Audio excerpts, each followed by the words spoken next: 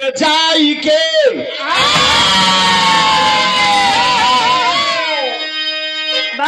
ए भैया राम भय रघुवीर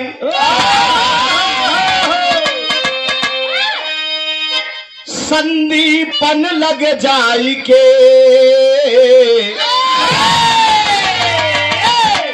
अब कृष्ण भय यदुवीर।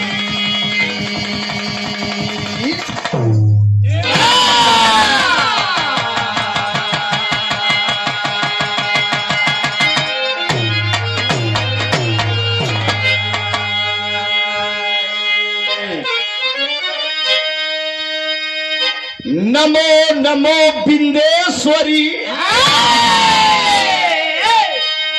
मां नमो नमो जगदम्ब। अरे भक्त जनन के कार्य हितमा अब करती कहाँ विलंब।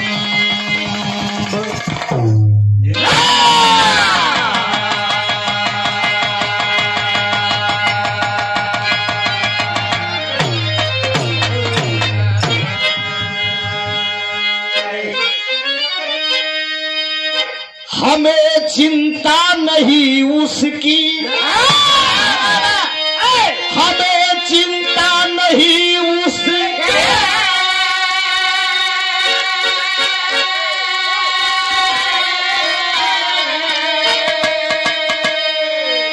अरे उसे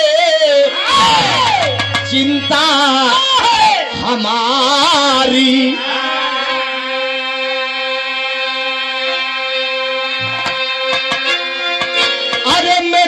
पतवार का रक्षा सुदर्शन चक्रधारी है।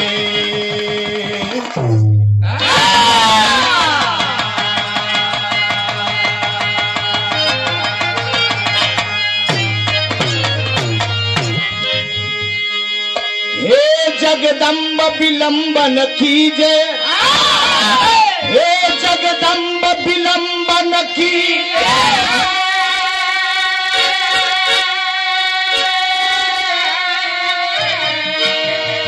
अरे सुता है कष्ट में दर्शन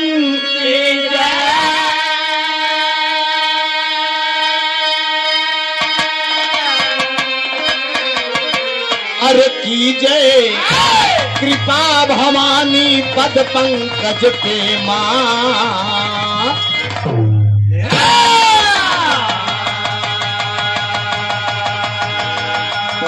जय कृपा भवानी पद पंकज पे मां।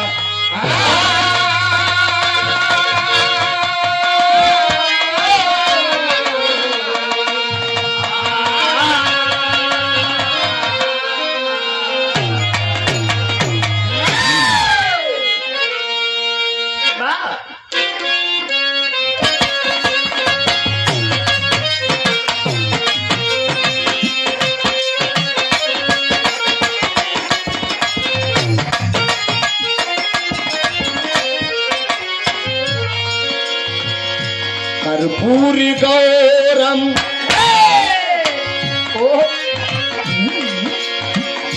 कर्पूरी गौरम करुणावतारम संसार सारम भुजगेन्द्रहारम।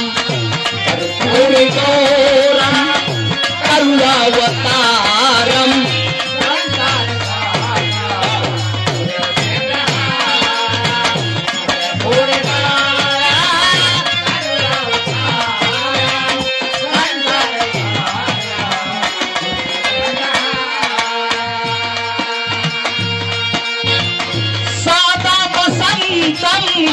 हृदया रविंदे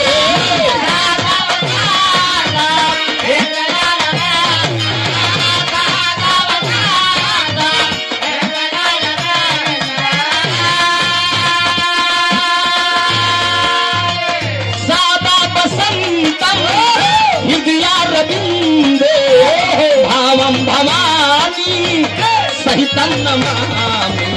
कर्पूरी गौरम करुणावतारम संसार सारम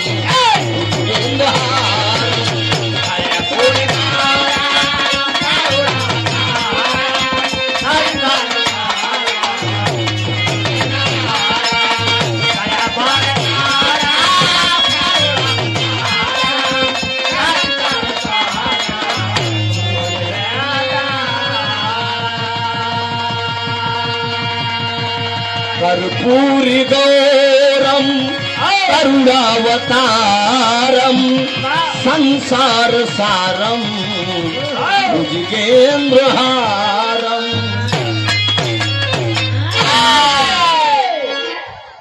आज बड़े ही बाबा ऐतिहासिक सरजमी पे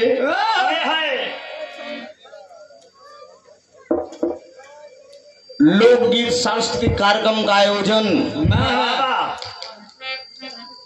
स्वामी जगन्नाथ जी के भंडारे में कार्यक्रम के आयोजक केवलधारी यादव आदरणीय शिवकरण यादव जी ग्राम दहपेल कपुरवा नंदमहर जिला अमेठी। मैं इस मिट्टी को नमन करता हूँ, यहाँ की मिट्टी को तिलक लगाता हूँ।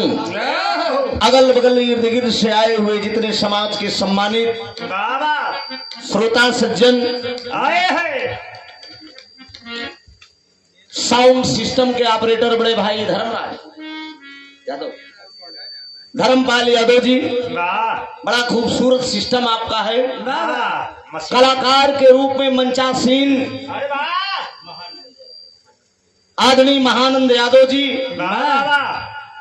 जिला सुल्तानपुर आए हैं, और हमारे मंच पे हमारे धर्म के भाई कई सालों से लगातार मेरा हमारे इनकर नाता कृष्ण और सुदामा जी सब।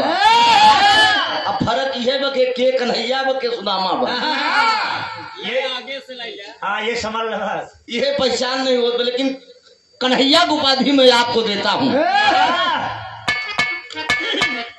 इंडियन टेंट हाउस के मालिक आप रवनिया पश्चिम से केशव राम यादव जी, आपको और आपकी पूरी टीम को मैं वंदन अभिनंदन कर रहा हूँ।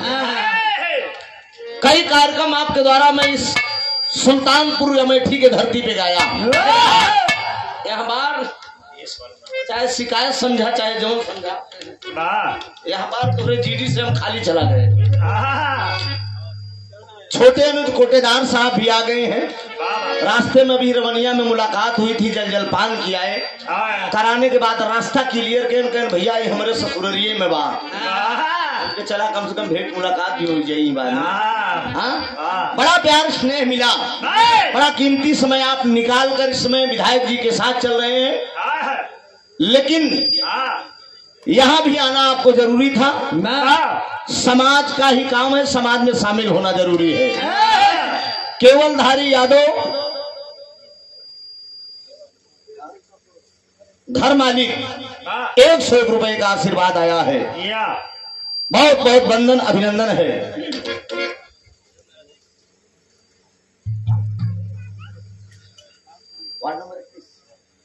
वार्ड नंबर 31 के जिला पंचायत सदस्य हमारे बड़े परम मित्र हैं आप राम शंकर यादव जी, आप भी मेरे मंच पे बैठे हैं। मैं आपका तहे दिल से वंदन अभिनंदन कर रहा हूँ, और जो भी साथी, बहुत साथियों का मैं नाम जानता हूँ, अगर झटका पटका में नाम नहीं, सिस्टम थोड़ा सा सुधारा कम सही लगता, छूट जाए तो उसके लिए हम क्षमा चाहिए था। सबको यथा उचित मेरा नमस्कार है। एक वंदना की शुरुआत है अभी भाई की तरफ से सुना आप लोगों ने, एक फिल्म की लाइन से। अरे बच के आवे मुन्ना फिल्म कर लाइन से हरे से दे देता,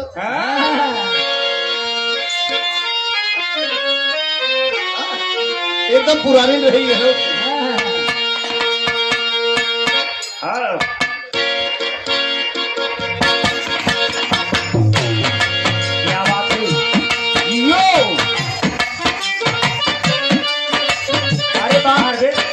अरे जिया जिया अरविंद मुन्ना हमारे अंदर जिया बेटवा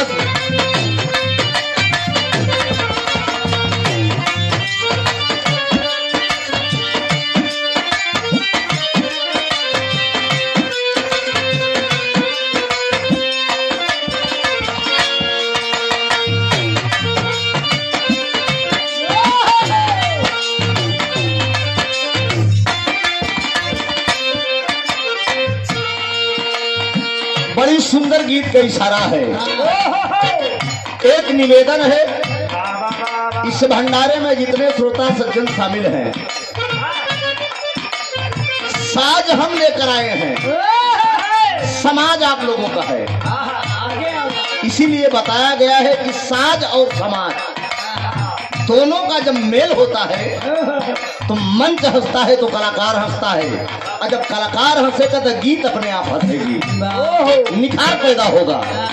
जो आप लोग उधर बैठे हैं, थोड़ा से सामने बार बार हमें ऐसे घूमे के पड़ेंगे, मजा नहीं आई। हम समझते गर्मी का महीना बा और उतनी बड़ी तपन नहीं बा कि बर्दाश्त न कर पो गया।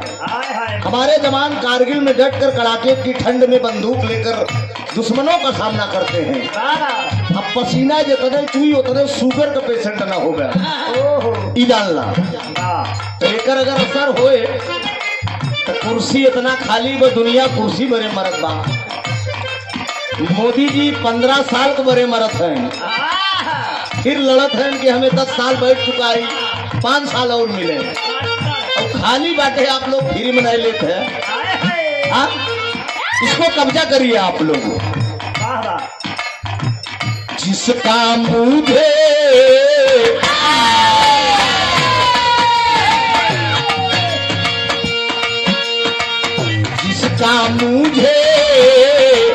था इंतजार,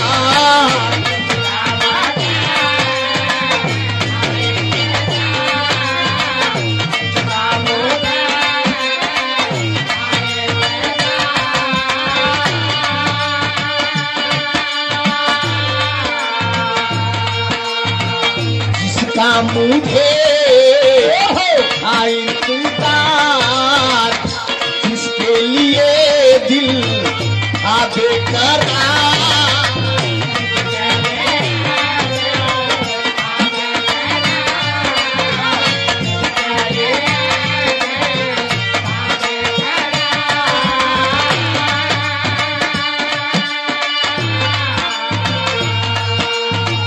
जिसका मुझे इंतजार, जिसके लिए दिल था बेकरार।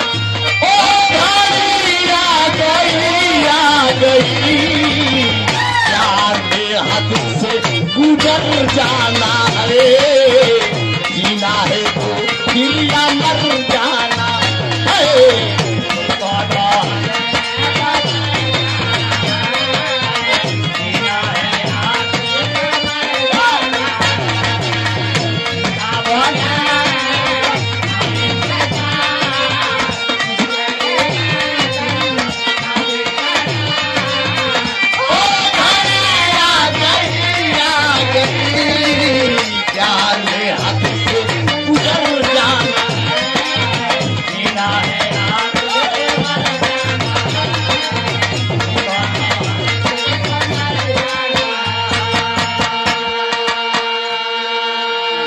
गौर करेंगे बाबूजी, पढ़े लिखे समाज के सम्मानित व्यक्ति आप लोग हैं।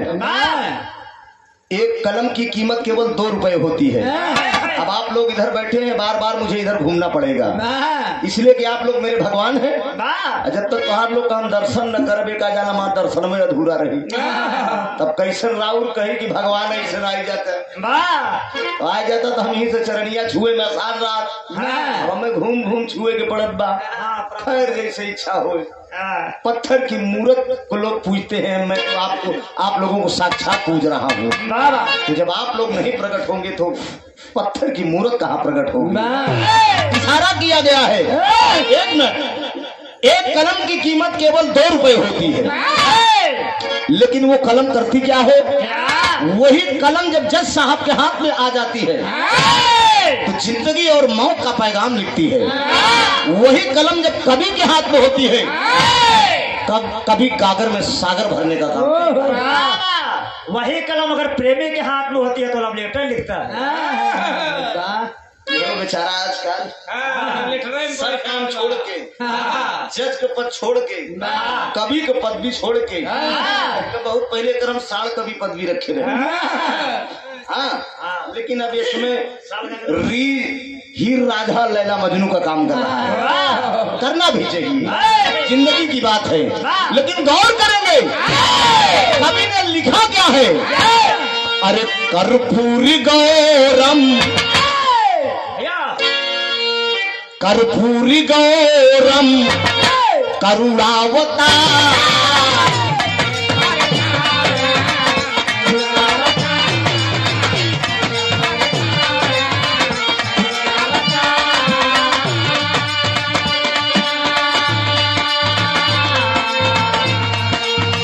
कुमकुम कपूर लेके धूप दी बहार, कुमकुम कपूर लेके धूप दी बहार।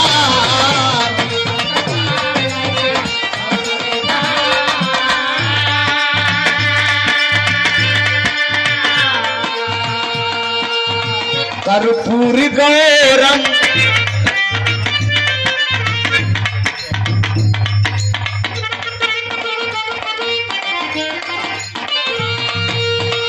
कर्पूरी गौरम करुणावता। जोरदार ताली बजाकर थोड़ा से जिला पंचायत साहब का सम्मान कर दीजिए।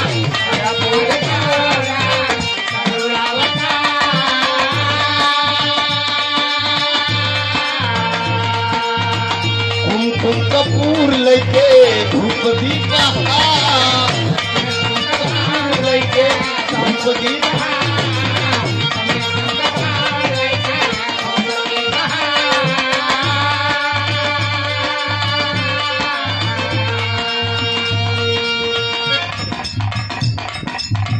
कर्पूरी गौरम करुणावतार, कुमकुम कपूर लेके धूप दी बहार। आरती तारे आनरिया है माई, सेवा में हाजिर सरिया है माई, दुखिया मातत बा भिखरिया है माई।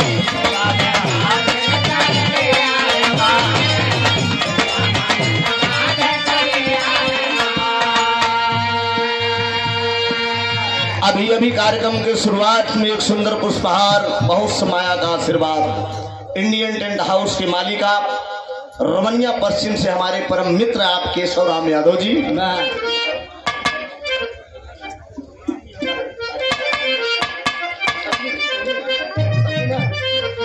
शानदार समाजवादी पार्टी के विधायक इसौरी से ताहिर खान के आप साथ में बराबर आप सहयोग करते हैं, हर जगह पर आपको मिलेंगे। कोई भी समस्या हो इनसे संपर्क करने का कोशिश करें। बहुत बहुत वंदन है, अभिनंदन है। आदरणीय शिव बालक यादव जी, घर मालिक साहब, आप ही के सौजन्य से यह कार्यक्रम रखा गया है। बहुत समाया का पुरस्कार, बहुत बहुत वंदन है, अभिनंदन है। टूटियों के लिए क्षमा प्रार्थी हूँ, कहना है। सुंदर पुष्पहार 201 रुपए से सम्मान किया गया। रमनिया पश्चिम के बड़े शानदार कोटेदार अन्नदाता आदरणीय हमारे केशव राम भैया के छोटे अनुज प्रदीप कुमार यादव जी, बहुत बहुत वंदन है। बहुत शानदार आपका कोटा है।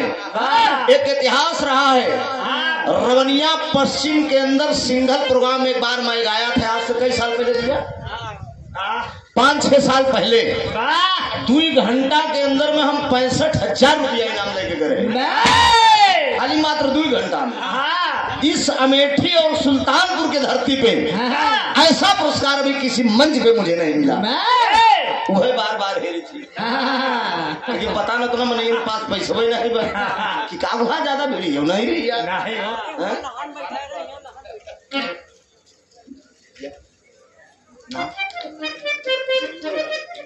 टिंकू यादव जी, सुंदर पुष्पहार, बहुत समाया का आशीर्वाद, बहुत बहुत वंदन है, अभिनंदन है। हमारे केशव राम भाई के साथ सब सहयोग कर रहे हैं। कहीं माई दुर्गा कहीं काली तू चालू,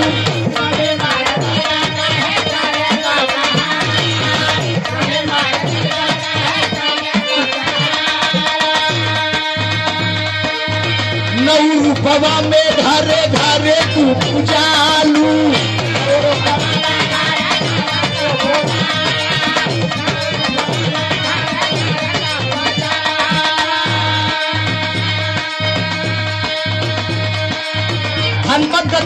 से आप राम जी यादव जी ना, राम जी यादव जी, सुंदर पुष्पहार बहुत समाया का पुरस्कार, भैया को प्रणाम हो। कहीं माई दुर्गा कहीं काली तू कहाँ आई,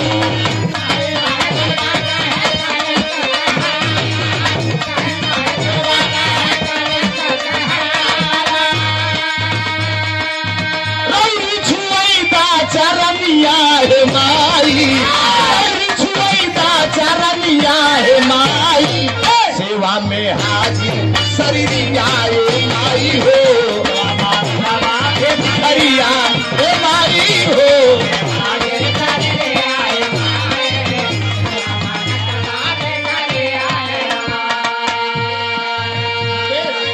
आदरणीय मुकेश यादव जी बहलोलपुर की धरती से सुंदर पुष्पहार 100 रुपया, भैया का प्रणाम हो, आशीर्वाद की परीक्षा है। और ये कार्यक्रम की शुरुआत में बड़ा शानदार आशीर्वाद आया, सुंदर पुष्पहार और बहुत समाया का आशीर्वाद राम शंकर यादव जी, जिला पंचायत सदस्य, वार्ड नंबर 31 से मेरे मंच पर विराजमान है। ताली बजाकर आप लोग सम्मान कर दीजिए, कम अवसर मिलता है ऐसे लोग महापुरुषों का दर्शन करने का। बहुत बहुत वंदन अभिनंदन है।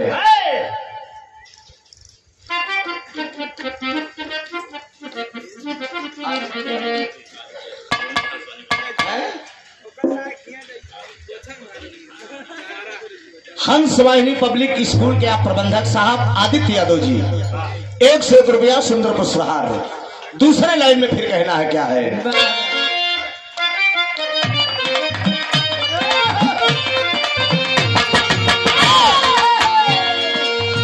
अंधेरे के आँख दीहू कोढ़िया के काया,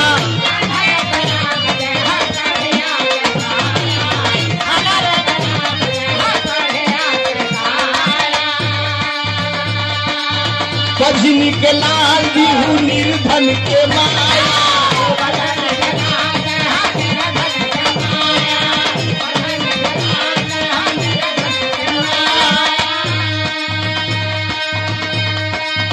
कहिया ने फिर बू नजरिया है माई, कहिया ने फिर बू नजरिया है माई, सेवा में हाजिर सरिया है माई, मगतबा भिखरिया हे माई हो,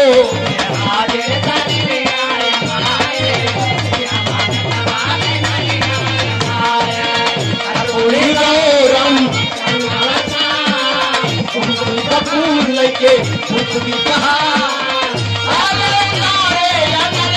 हे माई,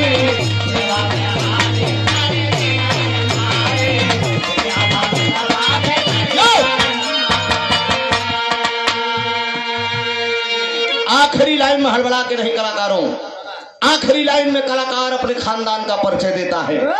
मैं किस वंश का हूँ, कहाँ से 2 शब्द बोलने का मौका, सकल पंच का सेवा करने का अवसर प्रदान हुआ, इशारा किया गया।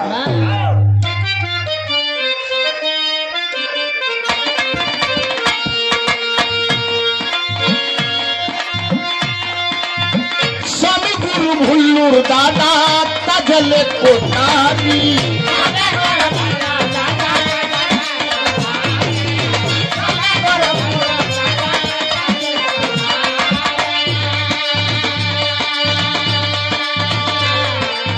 रामधार है दर गुरु स्वर्ग सिधारी,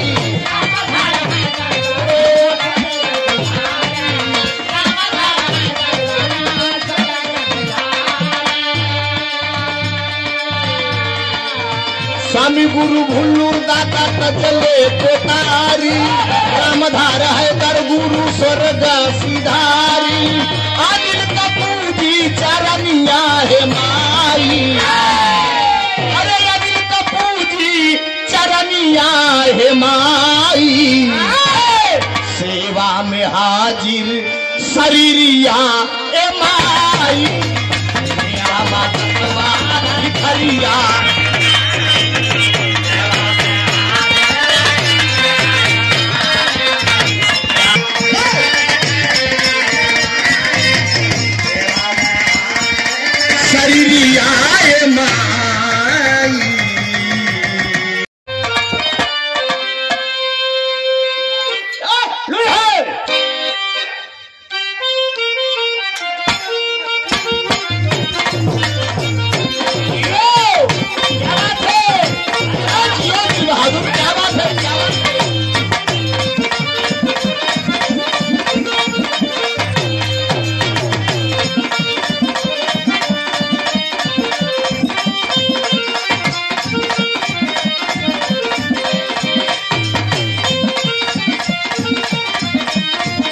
अच्छे बहुत अच्छे।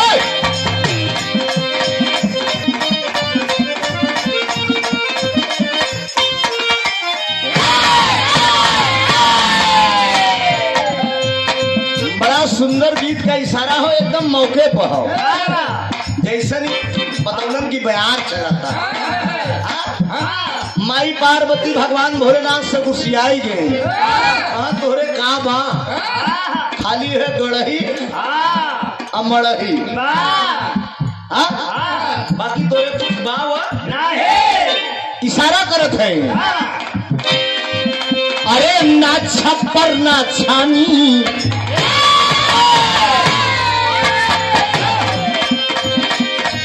अरे ना छप्पर ना छानी, सब कहेला ओ घरदानी।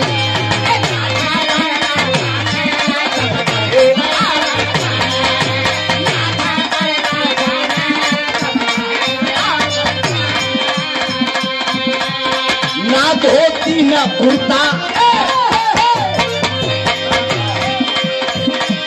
ना धोती ना कुर्ता, सिर पे गंगा महारानी।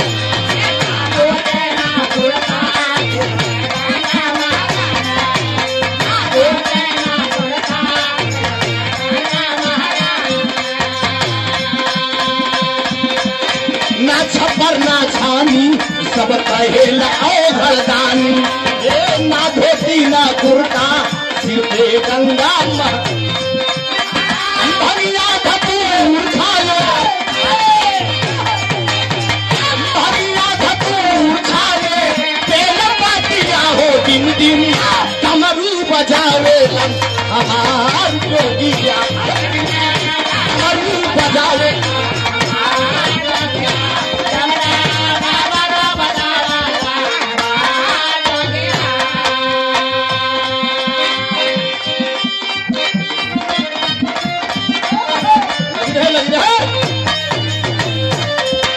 शिवजी का पुजली कुआरे में, ढोली मंदिर भी सारे में।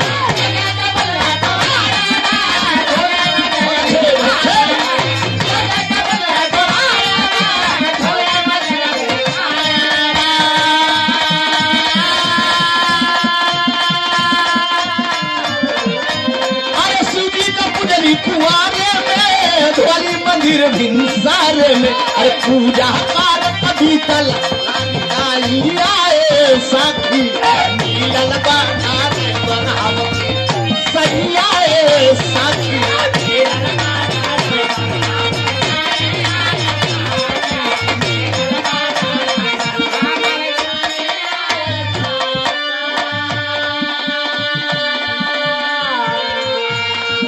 जैसे तू दिहला विधला गोदिया में लालनमा, एठी बिटियऊ दैया, ओ एठी बिटियऊ दैया, ओ कारई बाबे कन्या दनवा, एठी बिटियो दैया।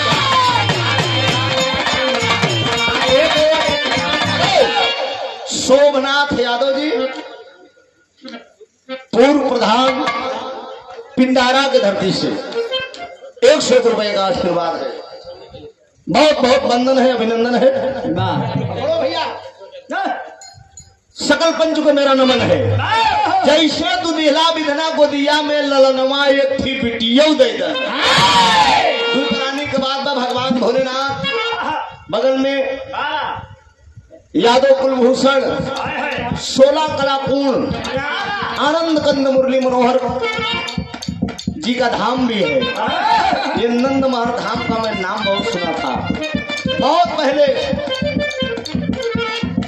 सन 2024 से लगभग 26 साल हमें विरहा गावत थी। 20 साल पहले मैं आया था इस क्षेत्र में गाने, तब मोबाइल का जमाना नहीं था। यहाँ से लोग गए थे प्रोग्राम दिखाने। प्रेम यादव ऐसे कोई नेता थे कांग्रेस के, चल रामचंद्र, वो चल के हमारे घर तक गए थे प्रोग्राम दिखाने। तो प्रोग्राम में गाया था, उसी दिन उनकी माताजी का देहांत भी हो गया था। प्रोग्राम चल रहा था, 4 बजे रात प्रोग्राम बंद हो गया। बहुत बहुत वंदन है। मुरली मनोहर जी के धाम में जाके अपने दिल की फरियाद दोनों प्राणी कर रहे हैं कि जैसे तू की हालात धरा को दिया मेरा एक उदय ज्ञान, एक उदय ज्ञान। जान।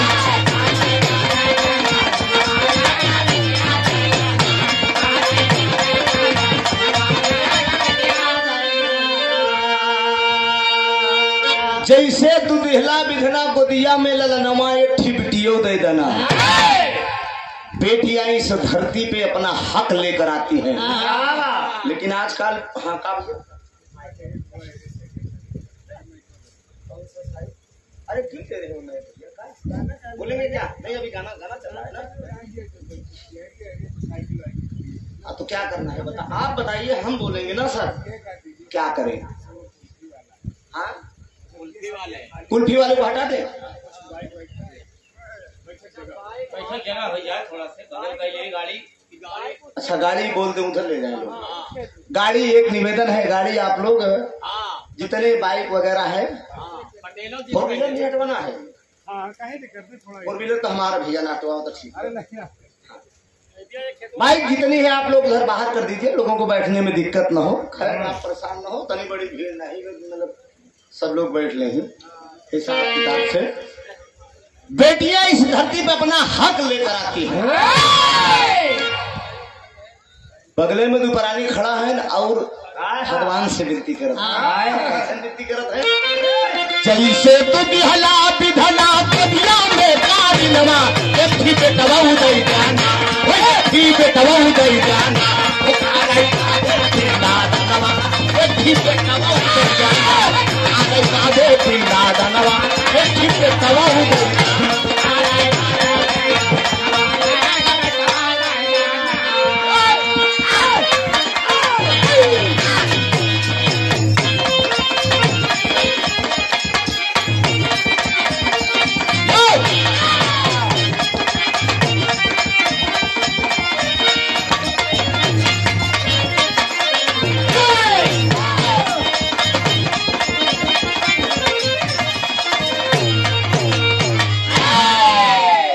बहुत सुंदर प्रसंग भी उधर से सुना गया ना।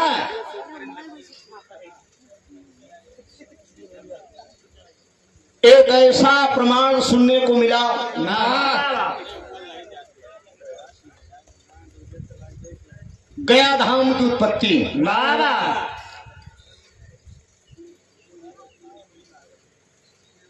मित्रों ये भी सौभाग्य कहा जाता है।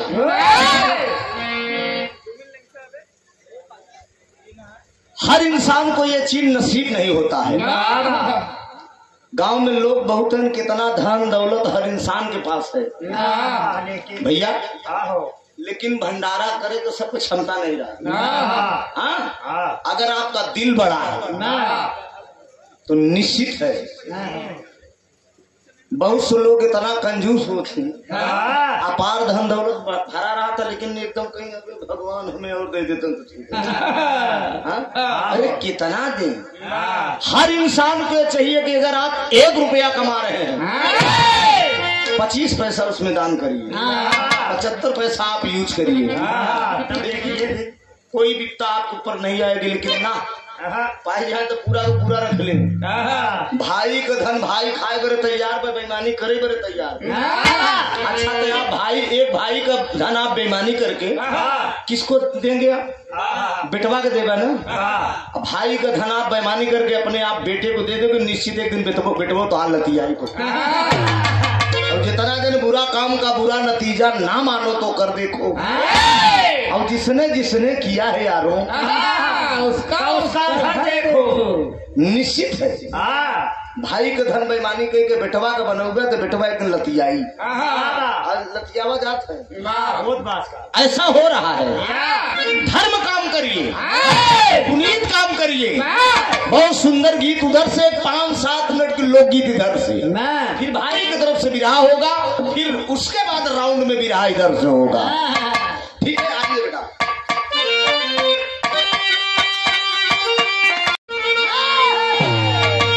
एक तरज के रामदेव गुरु बनारस गावत रहे। रामदेव हमारे बाबूजी बताओ कि हिजड़ा रहा है, वो तलवार लेके तैयार। रामदेव और गाजीपुर का सुमुरा जेकर बेटवा राहुल यादव बिरहा गवैया हम तो सब टहर पोहर पूरा ना पिटाए ना कितना पूर्वांचल का है। हाँ सोनभद्र मिर्जापुर का पुत्ती खलीफा बहुत पहले बल्ली से गाना हमसे भरा, बल्ली की धुनी मशहूर रही। आए है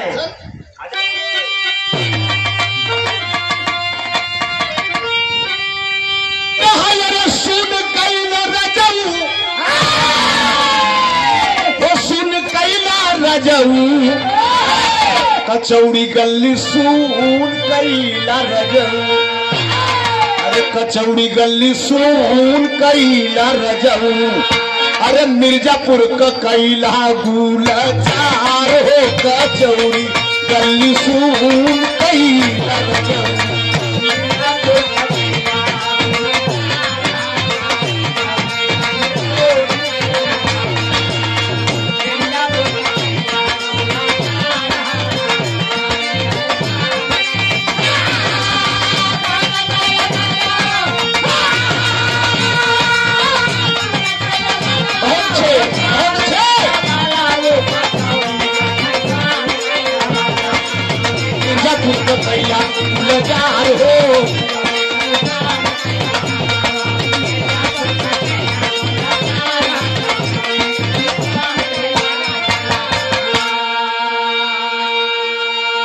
इस लाइन पर प्रसन्न होकर इंडियन टेंट हाउस के मालिक रवनिया पश्चिम केशव राम यादव जी ये प्रधानी का चुनाव लड़ रहे हैं, इनकर हम प्रचार गीत गाए।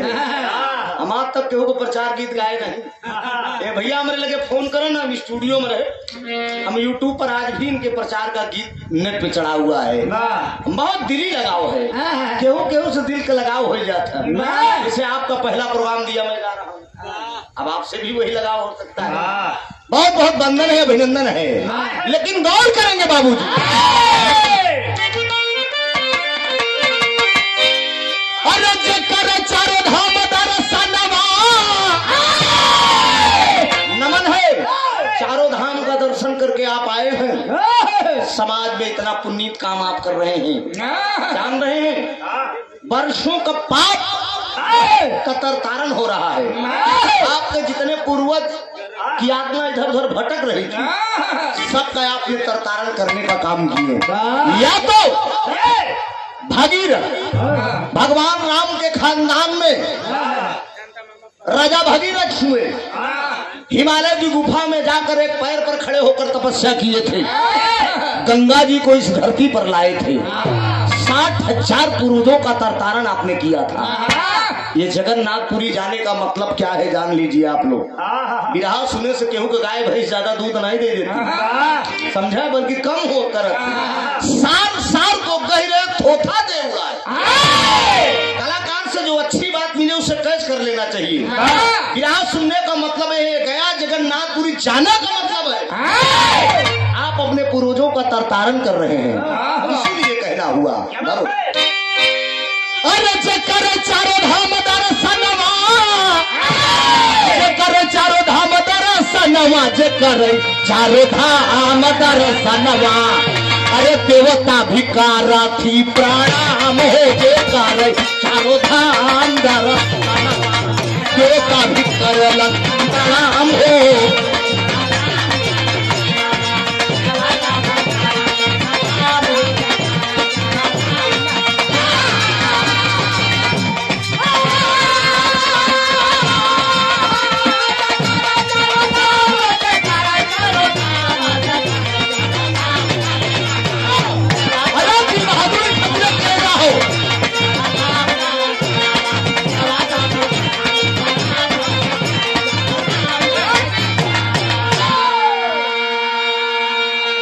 देवता भी करत ही प्रणाम हो।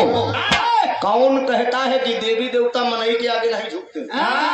मनुष्य वो प्राणी है मित्रों, भक्ति में तनी बड़ी ताकत होता, भक्ति में तनी बड़ी ताकत हो। सबसे ज्यादा अहिर भक्ति करे, अहिर बाहरी आसाराम भरा जान ले,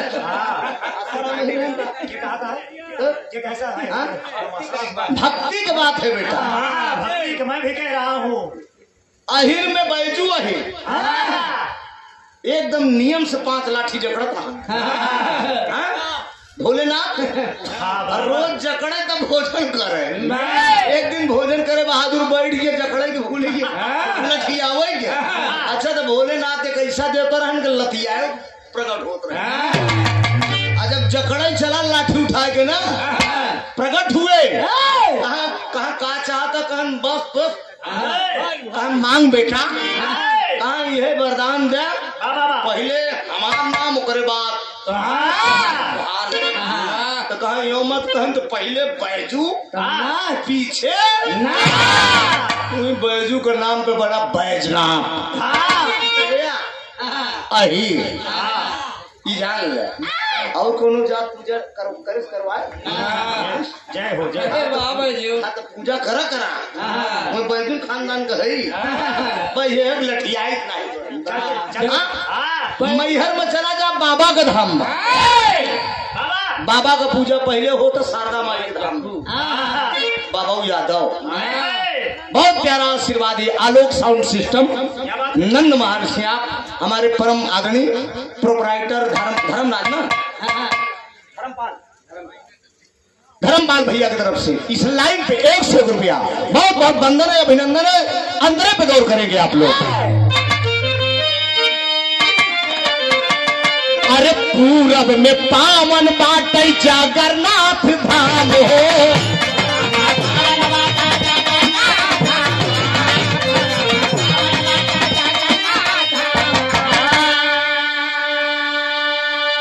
श्याम सुंदर जहाँ बाटे बाली राम हो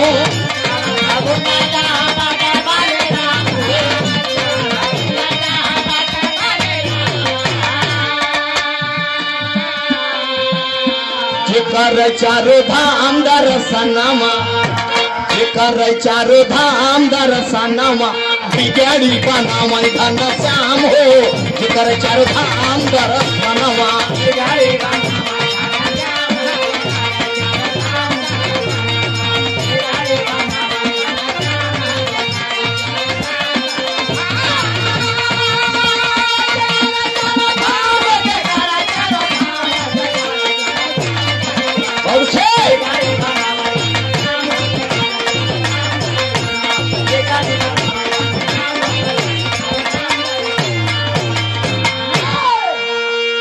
और ये शिवा स्टूडियो अलीगंज प्रोपराइटर रोहित यादव। अच्छा अच्छा प्रोग्राम लाइव चल रहा है शिवा स्टूडियो पे। चैनल का नाम है शिवा स्टूडियो आपका है। 1 रुपये में लगाया नहीं खाली पर्चा थमाए यूट्यूबर कितना पैसा कमाती हमें मालूम बा समझा। जब घर घसाए तो गिरे लागत है ना तो खाली खतवे में आवत है हम जानत है ना हमारा आवत है या समय पता बा कि महीने में जैसे लॉटरी खुली रहा। बहुत बहुत वंदन है अभिनंदन है। भाई का चैनल है आप लोग सब्सक्राइब कर लीजिएगा सुनिएगा लाइव चल भी रहा है। पूरब में जगन्नाथपुरी का धाम है। अपने पूर्वजों का तरकारण करने के लिए लोग जगन्नाथपुरी जाते हैं। और होता क्या है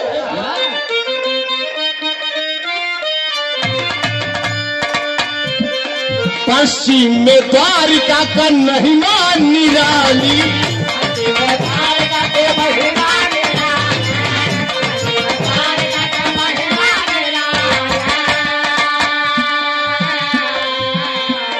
गया नहीं कोई कभी द्वारिका से खाली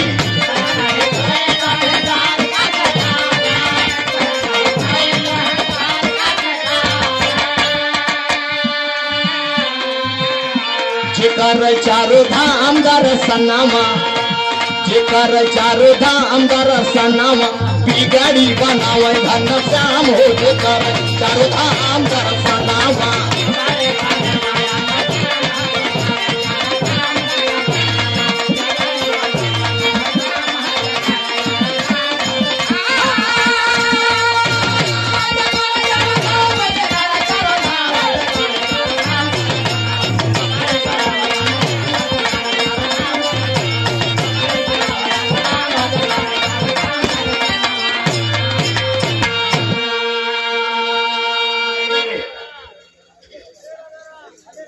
पश्चिम में द्वारिकापुरी धाम है, जहाँ के राजा भगवान मुरली मनोहर हैं। द्वारिकापुरी नगरी 14 योजन लंबी और 14 योजन चौड़ी थी। एक ऐसा तीर्थ स्थल बना मित्रों। दुर्गेश यादव जी रमनिया पश्चिम की धरती से 101 रुपए का आशीर्वाद समाज